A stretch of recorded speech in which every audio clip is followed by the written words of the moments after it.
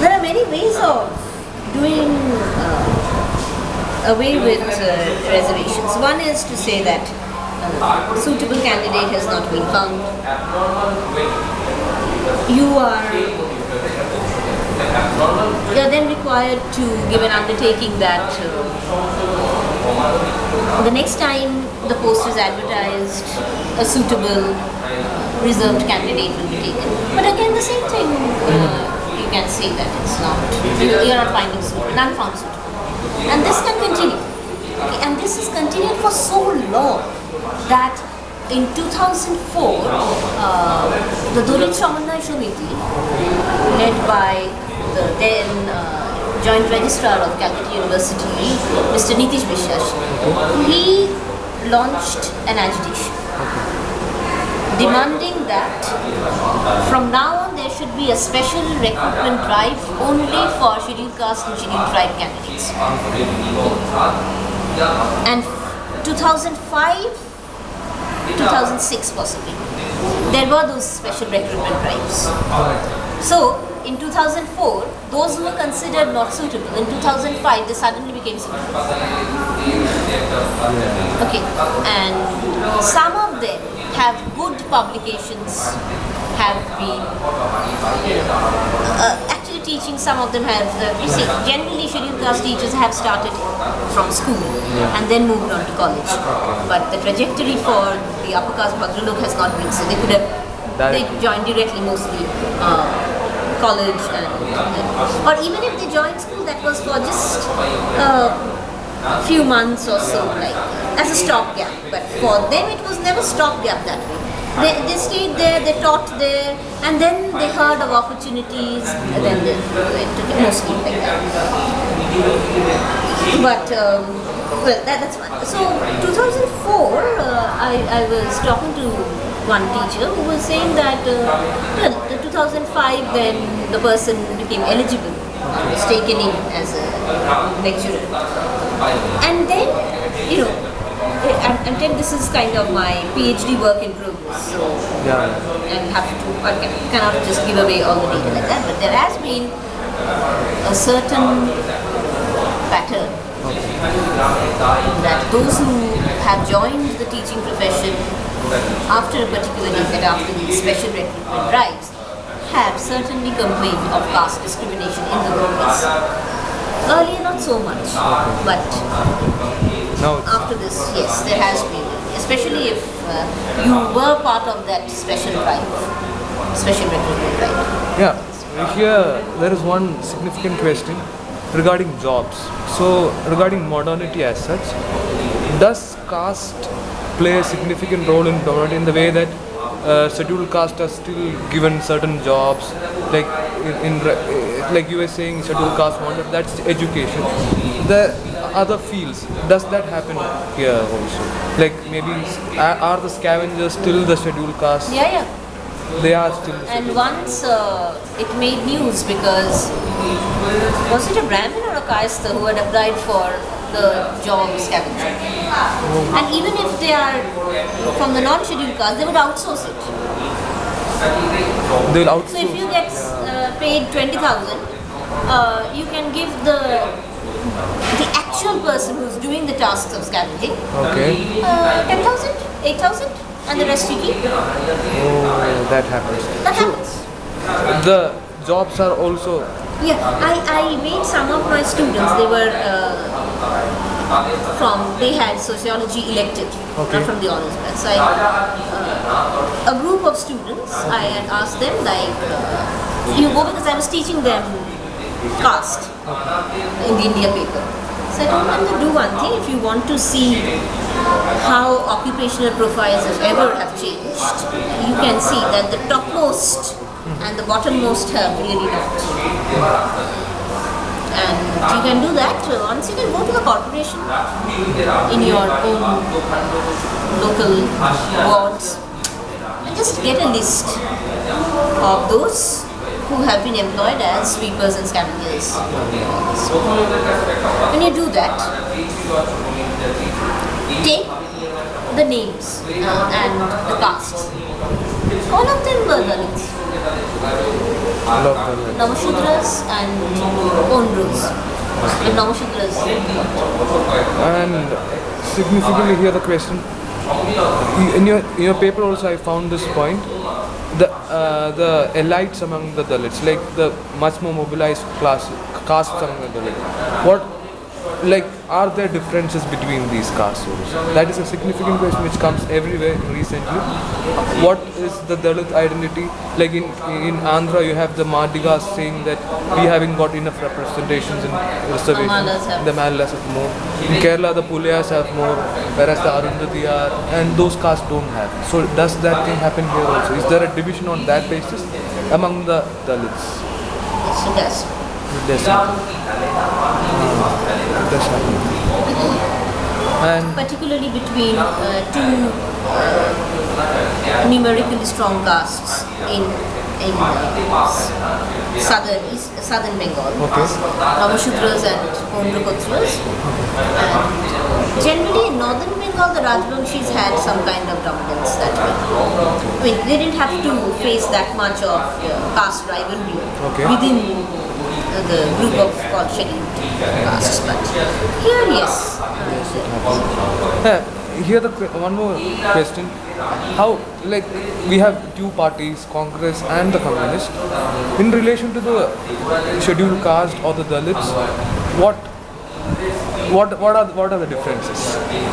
Is there a difference between both the parties? Maybe they won't say there is the Communists go with Marx and things like that, but is there a difference between how they address the scheduled caste question? In your thesis, you were also saying the Congress was a caste organization of the Bhadralok organization. So, But the concerns of the communists, right? The lowest groups, the working classes, and the landless laborers, had the potential of drawing them closer to the Dalits, to the scheduled caste. But the inability to, which certainly springs from their Bhadralok upbringing and the Bhadralok culture in which they were thoroughly immersed. From that kind of position, it was difficult for them. They could not really do that. Come close in a real sense. Because they found that caste as a category was backward, reactionary, and it required to be replaced by class, a more progressive, more acceptable, modern kind of non-astrictive identity.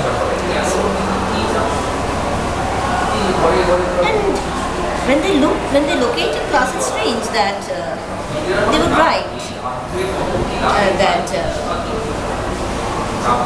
the scheduled castes form the bulk of the landless laborers, the sharecroppers, the peasantry, and all.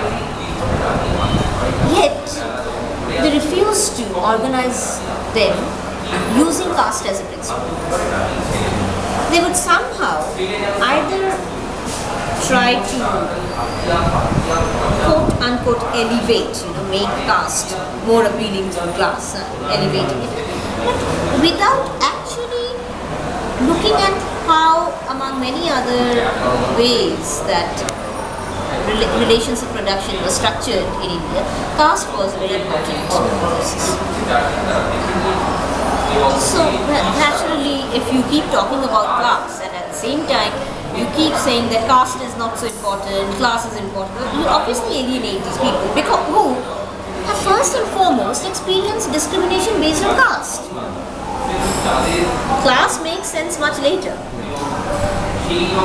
Because you are untouchable, I will not allow you to do this. The first kind of discrimination they face.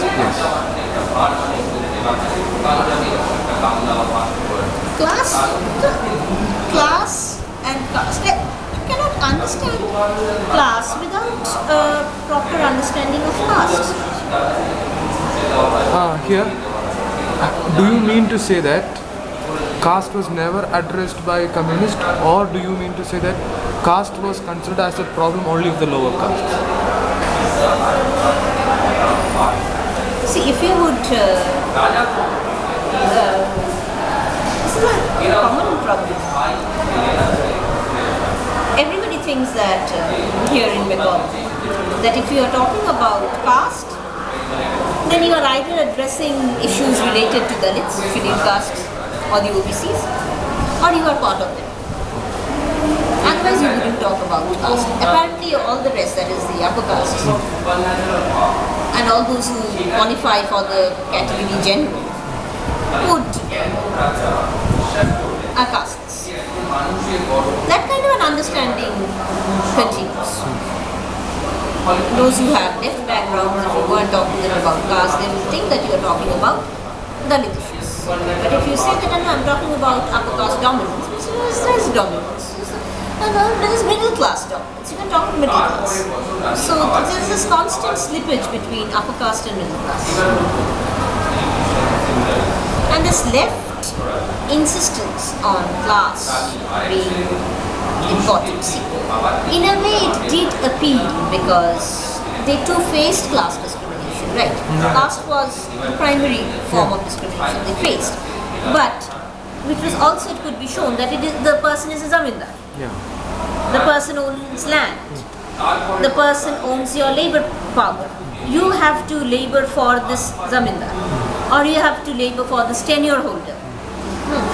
And you do not own the equipment, so you do not own any piece of land. So these all made sense, right? These are not imagined and fictional categories. These are very real. These are fictional things, right? Therefore, this obviously had an appeal. So for long, and many scheduled caste MLAs and even Kanti Vishwash had said this, that I will not leave the left because I think the left did much more for the scheduled caste than the Congress did. Because of its ideology, because of its to work for, to give the sharecroppers their due, which benefited the scheduled caste, because the scheduled castes formed the bulk of that. Okay, but not because they were scheduled caste, right? Because they were sharecroppers. So it was through an understanding of class that you give them the benefits. And in that way, the scheduled caste benefit. But still, the fact that they also occupy the lowest caste and also, in many cases, the lowest class or lower class positions, then it does appeal to me. But it is only like, this ultimate kind of failure, which caste alone cannot account for. There were many other factors for its exit, or the exit of the left. And then they have done, the left have done this for the scheduled caste, but at the level of culture as a hegemony, what culture do they propagate? Like, would they propagate the culture of there are different cultures in a caste system, there are different cultures, so would they propagate the culture of the lower caste, or would they go, as M.N. Srinivas says, the Brahminization process of Bhadralok culture?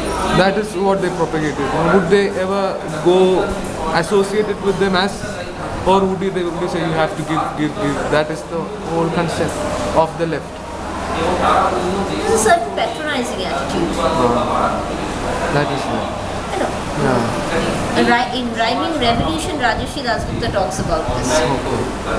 It's how to become a good Marxist, and that not really were you able to shed your Bhadralok inhibitions and all this.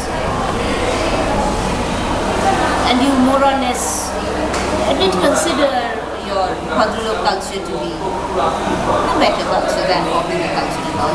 So popular culture could be, he talks about it, how could be brought up, elevated, raised up to the level of good culture.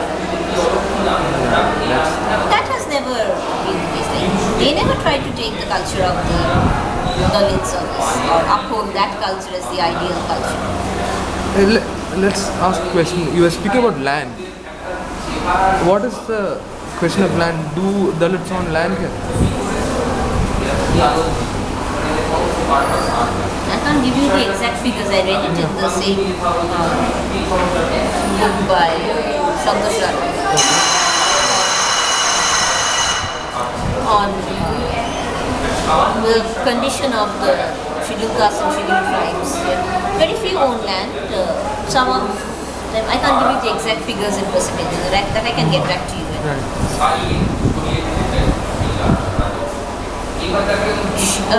As sharecroppers, yes, but certainly not the majority of the landholders continue to be from the upper and dominant castes. For the time being today.